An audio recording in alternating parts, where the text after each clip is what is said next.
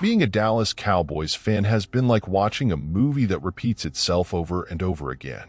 We seem to be stuck in this cycle, waiting for something to change. Every year we get excited and hope, but things don't turn out as we hoped. It's like we're stuck in an endless loop. Because even when things get tough, the Dallas Cowboys don't completely fall apart. Sometimes they have a bad season, but then they recover. Most years, they try to make the playoffs, and in 6 of the last 10 seasons, they have made it, but they haven't gone very far. Recently, they have had some problems, but they still win the division or have a second chance at the playoffs.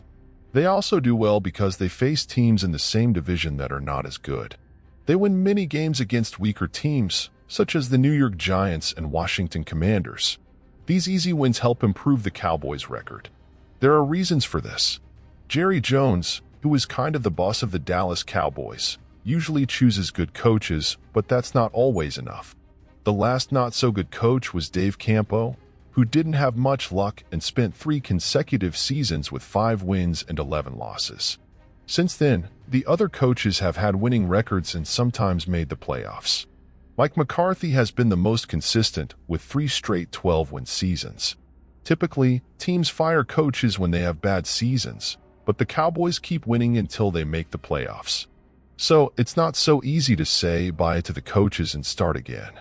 Since Campo, Jerry Jones has only fired 1 coach, Wade Phillips, who wasn't doing very well. The others left in different ways, such as Bill Parcells, who decided to leave, and Jason Garrett, who ended his contract without a new agreement. It appears Jones is being patient with McCarthy, hoping things will improve. There also appears to be an element of talent here. Dallas has a reputation for performing well in the draft, with 2023 being a notable exception. They always have good players, but they simply can't overcome the obstacle of having 1 or more weak areas on the roster that end up failing in the playoffs. The counterpoint to the work that McClay and company do in selecting and sourcing good players for the UDFA is that the team has completely abandoned the upper end of the free agent market since the perceived failure of going after Brandon Carr with a $50 offer million, which was a very large contract in 2012. This coincided with the rise of Stephen Jones to become the Cowboys' contract guru. This seemed to have created in him an almost visceral aversion to chasing big names and big money free agents.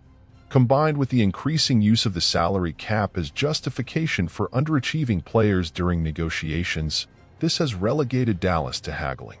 The tactic of trying to justify not paying big money when the team has obvious needs that can be met to re-sign their own players also results in the need to dole out more cap space when they finally relent after some noticeable acrimony at times. It's a source of avoidable friction that Stephen doesn't seem to care about.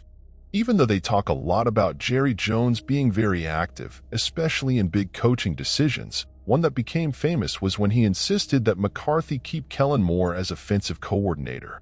McCarthy said he agreed, but it seemed more like he was being a good soldier than telling the truth. This may have hindered the head coaches. Both McCarthy and Garrett, the coach before him, seemed to get over it after a while, but the question remains as to whether things would be a little different if McCarthy had more freedom in his first 3 years. All of this makes it seem like the Cowboys aren't in a big rush to turn things around. The Jones family made the Cowboys one of the most famous and highest profit teams in the NFL. This puts them in a comfortable position, unlike other team owners who feel more directly when things are not going well. Even though fans are getting frustrated, the Jones family still has luxury and prominence. The latter seems especially important to Jerry, who has never met a microphone he didn't want to talk into. Dallas is the most covered team in the NFL. Although this coverage is very negative, especially in the more controversial media outlets, the Star's attitude appears to be that all publicity is good publicity. It's hard to argue with that opinion when the value of the franchise continues to rise. This also influences the way the Cowboys operate, as Troy Aikman explained in a recent interview with The Athletic.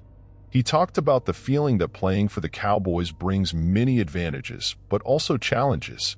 When you joga for the Cowboys, every national show starts with the Cowboys. There are many advantages to playing for the Dallas Cowboys. There are many benefits. The challenge for the organization and the head coach is to keep players focused on these advantages. There are a lot of things going on in the organization, distractions, and that creates a challenge for the coach, the staff, and the players to try to focus and be the best football players they can be. This concern seems real when we look at the team's recent performance, including the run of games at the end of last season. It might not just be a matter of focus, but also some glaring flaws in the games that they couldn't overcome. This is a bit reminiscent of the Bengals' situation with Marvin Lewis. He was a head coach for 16 years, keeping his job despite some rough years in the playoffs. The Cowboys have a better regular season record, but the frustration in the playoffs is similar. The Bengals finally made a change after 3 losing seasons. The Cowboys, on the other hand, avoided this move for a long time. It's important that a team in need of a serious shakeup takes the necessary changes seriously. I hope you enjoyed this analysis of our favorite team. If you haven't subscribed to the channel yet, it's time to secure your place in this incredible community. Speaking of which, what do you think of this dynamic behind the scenes for the Cowboys? Does Jerry Jones' interference affect more than we realize?